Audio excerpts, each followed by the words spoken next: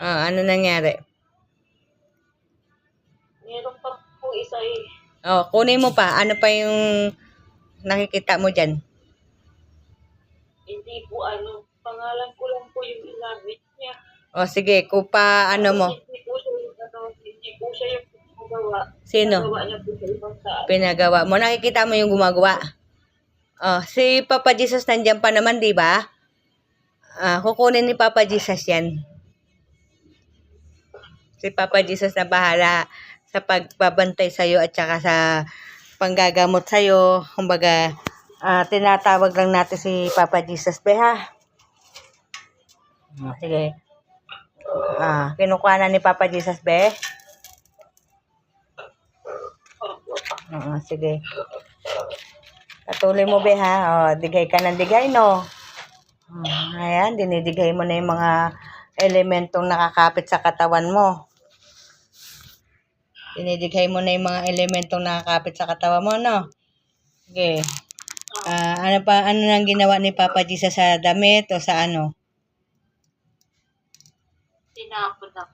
Yung mangkukulam, anong ginawa niya? Ni Papa Jesus, kaya sa mangkukulam. Wala. Hindi ko na po nakita. Andiyan pa si Papa Jesus? Magpasalamat ka ng lubusan.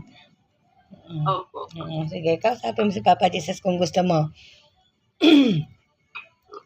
Tanong mo sa kanya kung maraming kumukulam sa'yo. Pwede mo tanong niya. Opo.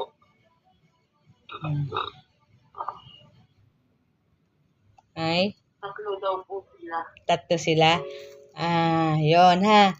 Sabi mo, Papa Jesus, lalakbayin pa po namin para po makuha namin lahat ng pinangkulam sa akin. Bali 4 ang kumukulam sa'yo. Opo, bali 4. Sige. Pasalamat ka kay Papa Jesus kasi iniligtas niya ang buhay mo. At pilit kanyang inaahon sa katiyakan ng kamatayan. Pilit kanyang pinagbabago para makita mo siya at makausap. Nasa sayo yun. Kung babaguhin mo yung buhay mo, kung ano man merong tayong kasalanan, di ba? Sige. Andiyan pa si Papa Jesus? Opo. Sige. Lord, andito po ako. Pakatanong muna lang kay Papa Jesus. Nakikinig sa akin si Papa Jesus, di ba? Narinig niya ako?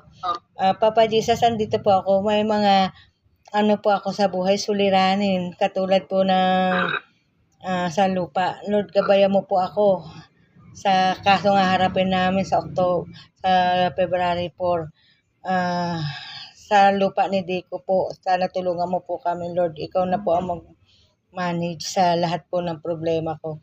Ito po aking samatalangan sa pangalan mo po, Lord. Thank you po. Ano sabi ni Papa Jesus?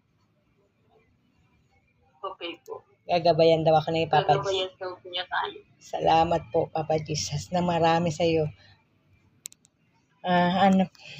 Nandiyan pa rin si Papa Jesus, no?